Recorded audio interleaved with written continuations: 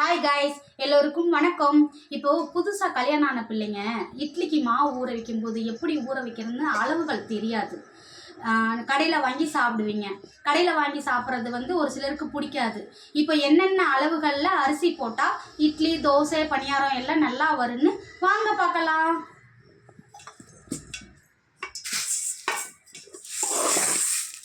இது இட்லி அரிசி, கடையில் வாங்கின இட்லி அரிசி.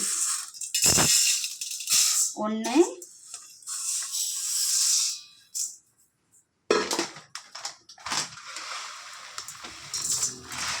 2 டம்ளர் போட்டிருக்கேன்.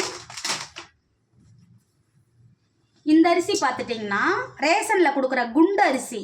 இதை உள்ள கருப்பு அரிசியெல்லாம் இருக்கும், எல்லாத்தையும் எடுத்து சுத்தம் பண்ணி வச்சுருக்கேன்.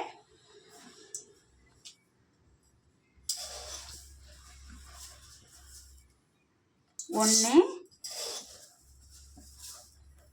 2 3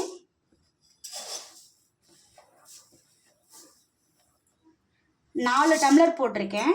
ரேஷன் அரிசி 4 டம்ளர். குண்டரிசி நீங்கள் இட்லிக்கு போட்டிங்கனாவே இட்லி, தோசை, பணியாரம் எல்லாமே சூப்பராக வரும், பஞ்சு போல் வரும்.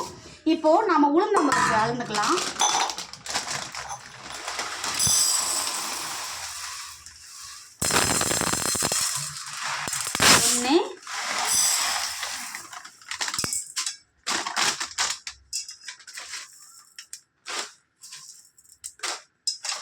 1 1/2 டம்ளர் போட்டிருக்கேன். இப்போது இதுக்கு தேவையான அளவு வெந்தயம் போடுறோம். வெந்தயம் அரிசி கூட போட்டுக்காங்க.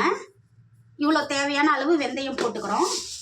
இப்போ நீங்கள் கொஞ்சம் பேர் தான் இருக்கீங்கன்னா இந்த டம்ளரில் 4 டம்ளர் அரிசி போட்டு 1 டம்ளர் உளுந்து போட்டு கொஞ்சம் ஜாஸ்தியாக உளுந்து போட்டுக்கலாம்.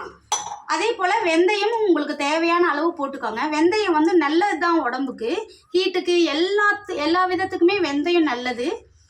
Thank you guys. இந்த வீடியோ பார்த்துட்டு இந்த வீடியோ பிடிச்சிருந்தா லைக் பண்ணுங்கள், கமெண்ட் பண்ணுங்கள், ஷேர் பண்ணுங்கள் காய்ஸ்.